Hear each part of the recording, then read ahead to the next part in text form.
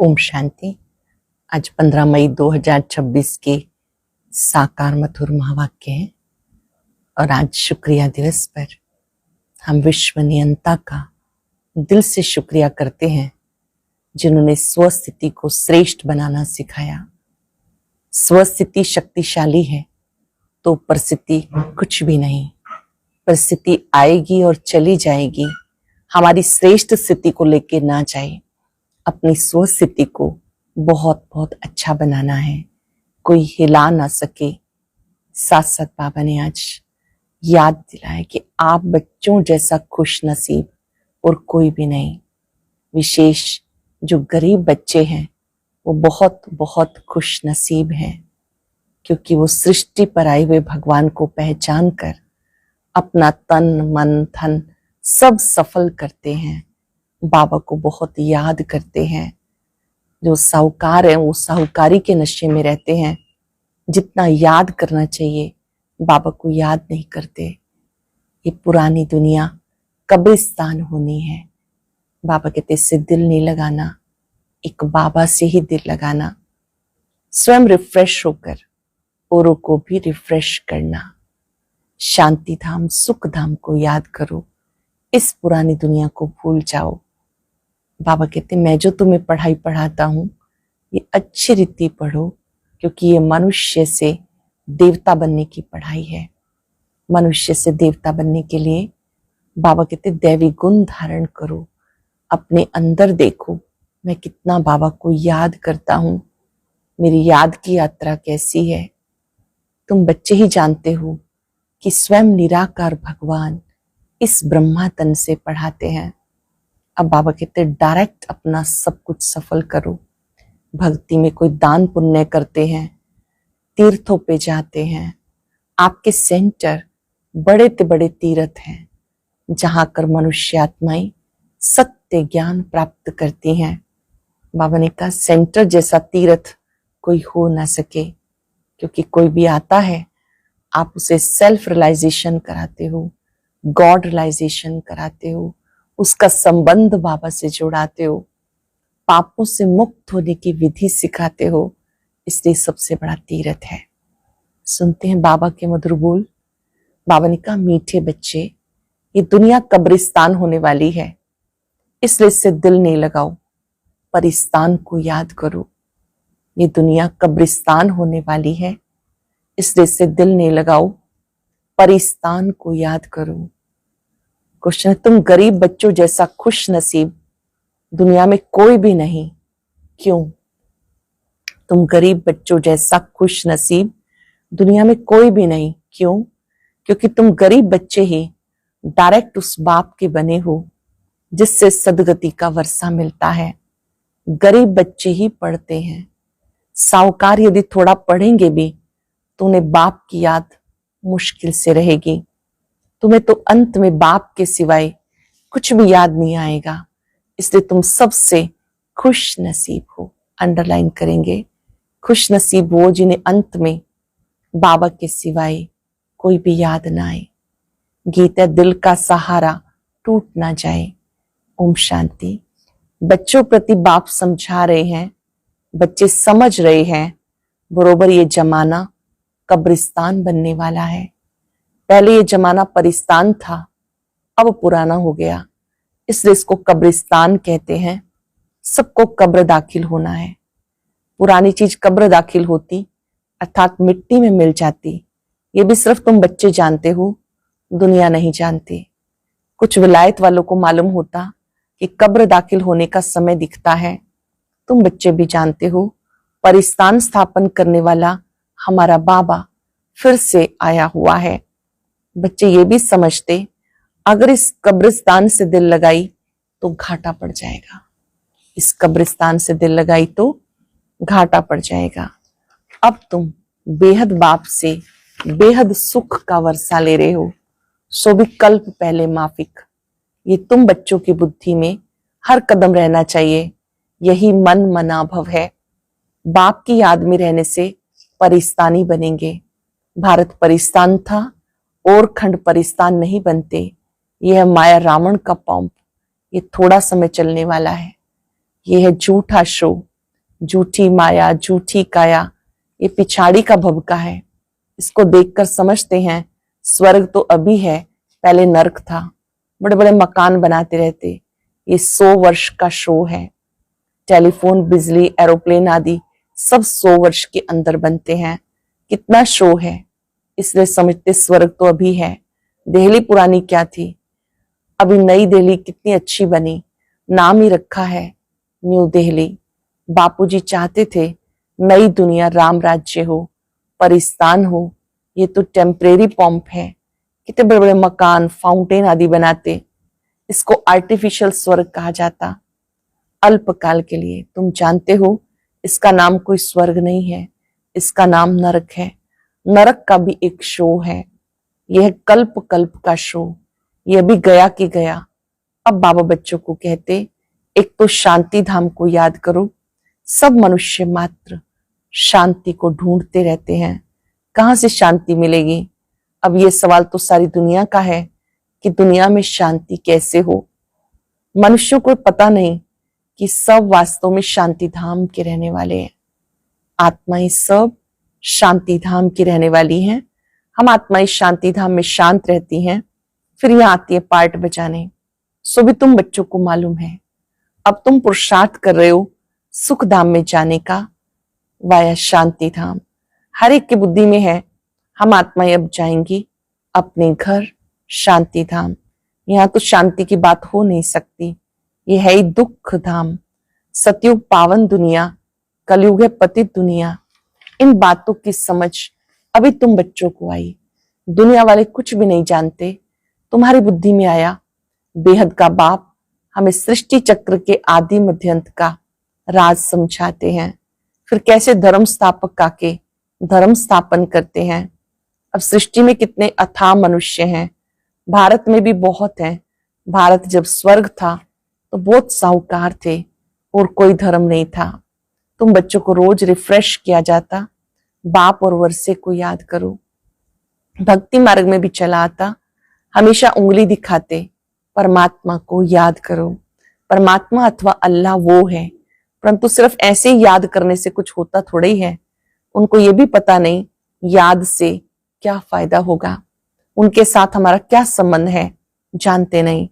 दुख के समय पुकारते हैं, हे राम। आत्मा याद करती है, परंतु उनको ये पता नहीं सुख शांति किसको कहा जाता है।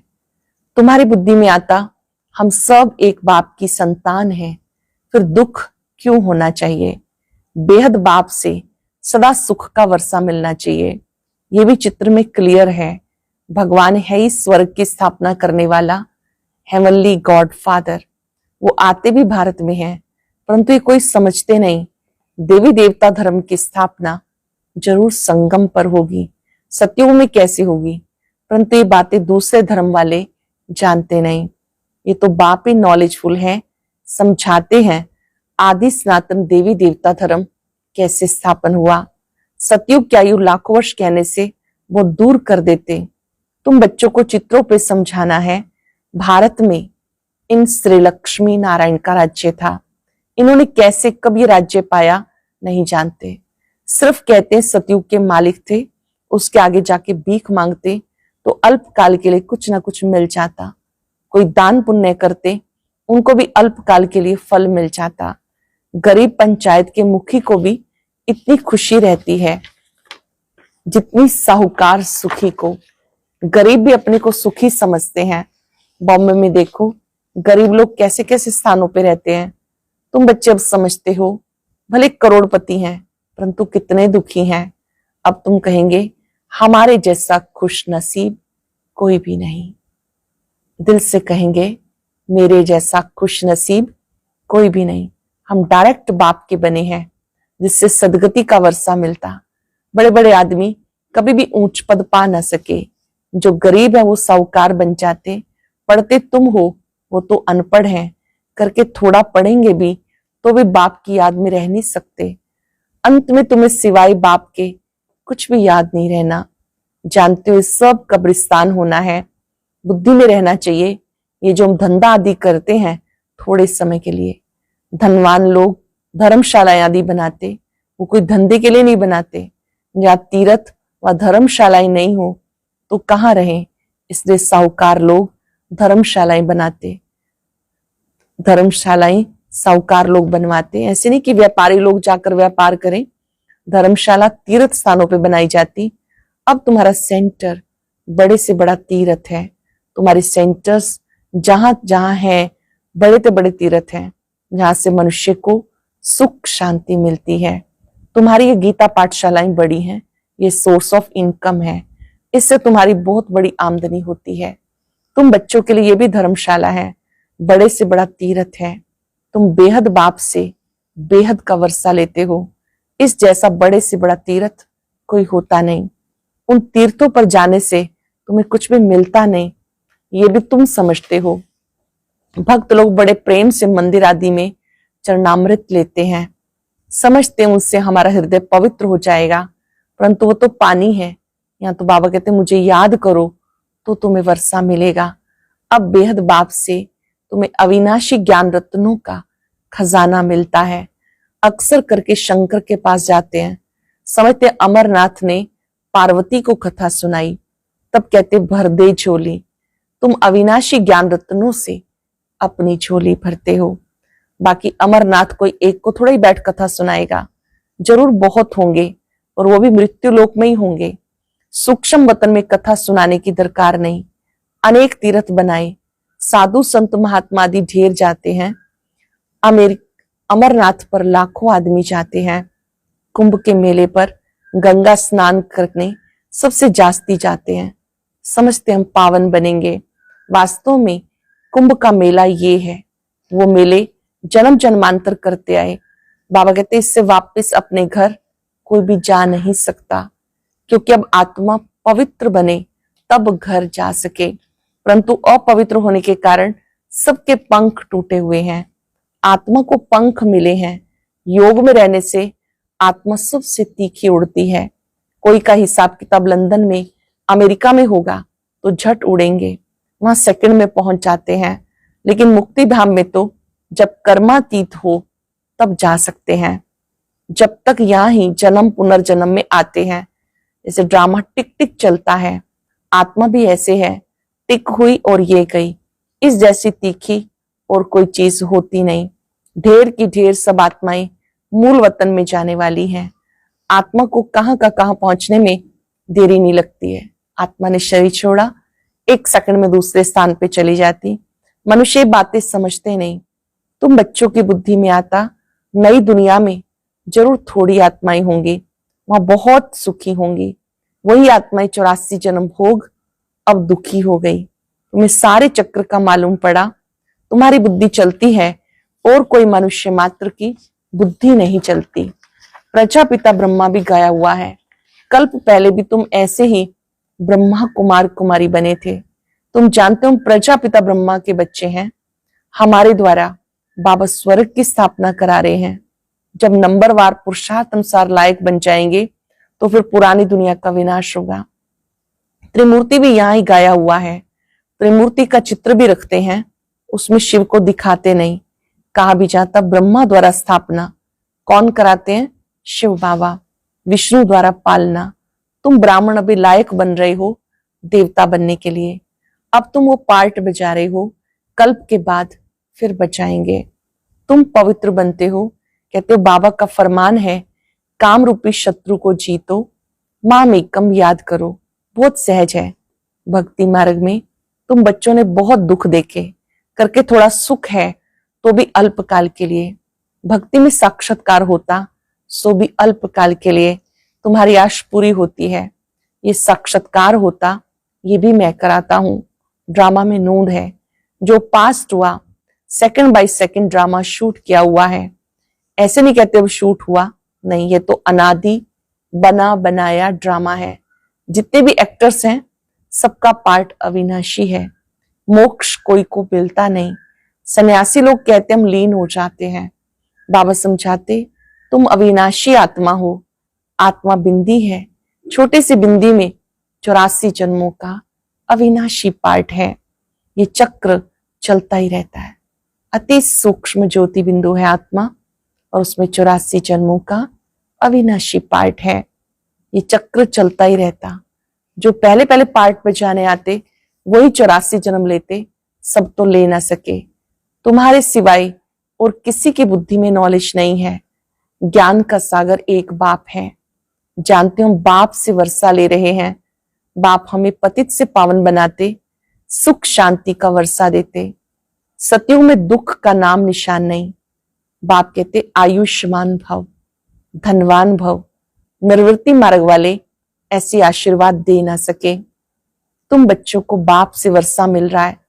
सतयुग देता है सुख धाम, फिर दुख कैसे होता ये भी कोई नहीं जानते। देवताएं वाम मार्ग में कैसे जाते ये निशानियां हैं। जगन्नाथपुरी में देवताओं के चित्र ताज आदि पहने हुए दिखाते हैं, फिर गंदे चित्र भी बनाए, इसलिए उनकी मूर्ति भी काली रखी, जिससे सिद्ध होता है देवताएं वाम मार्ग में जाते, अंत में बिल्कुल काले बन जाते। अब तुम जानते हो भारत कितना सुंदर था, फिर तमो प्रधान बनना ही है ड्रामा प्लान अनुसार। अभी संगम पर तुम्हें नॉलेज है। बाबा है नॉलेजफुल, बाबा है ज्ञान सागर। तुम्हारा एक ही बाप टीचर गुरु तीनों है। ये सदा बुद्धि में याद रहे। शिव बाबा हमें पढ़ाते हैं, ये बात हमेशा याद रहे। हमें स्वयं शिव बाबा पढ़ाते हैं। ये बेहद की पढ़ाई है जिससे तुम नॉलेजफुल बन जाते हो। तुम सब कुछ जानते हो। वही पतित पावन है। रात दिन का फर्क है। अब तुम मास्टर नॉलेजफुल बने हो नंबरवार। जो बाप के पास है वो तुम्हें सिखाते हैं। तुम भी सबको बताते रहो बाप को याद करो तो 21 जन्म के लिए वर्षा मिल जाएगा। सबको ये बात समझाओ, बाप को याद करो 21 जन्म के लिए वर्षा मिल जाएगा। अच्छा मीठे मीठे सिक्के लदे बच्चों प्रति माता पिता बाप दादा का याद प्यार गुड मॉर्निंग। रूहानी बाप की रूहानी बच्चों को नमस्ते। रूहानी बच्चों की रूहानी बाप दादा को याद प्यार नमस्ते गुड मॉर्निंग। शुक्रिया बाबा, शुक्रिया। धारणा के लिए सार, स्वयं रिफ्रेश रहकर औरों को रिफ्रेश करने के लिए बाप और वर्षे की याद में रहना है। सबको याद दिलाना है। इस पुरानी दुनिया से, कब्रिस्तान से दिल नहीं लगानी है। शांति धाम सुख धाम को याद करना है। स्वयं को देवता बनने के लायक बनाना है। स्वयं रिफ्रेश रहकर औरों को रिफ्रेश करने के लिए बाप और वर्षे की याद में रहना है और सबको याद दिलानी है। इस पुरानी दुनिया से, कब्रिस्तान से दिल नहीं लगानी। शांतिधाम सुखधाम को याद करना है। स्वयं को देवता बनने के लायक बनाना है। वरदान है ईश्वरीय अथॉरिटी द्वारा संकल्प व बुद्धि को ऑर्डर प्रमाण चलाने वाले मास्टर सर्वशक्तिवान भव। ईश्वरीय अथॉरिटी द्वारा संकल्प व बुद्धि को ऑर्डर प्रमाण चलाने वाले मास्टर सर्वशक्तिवान भव।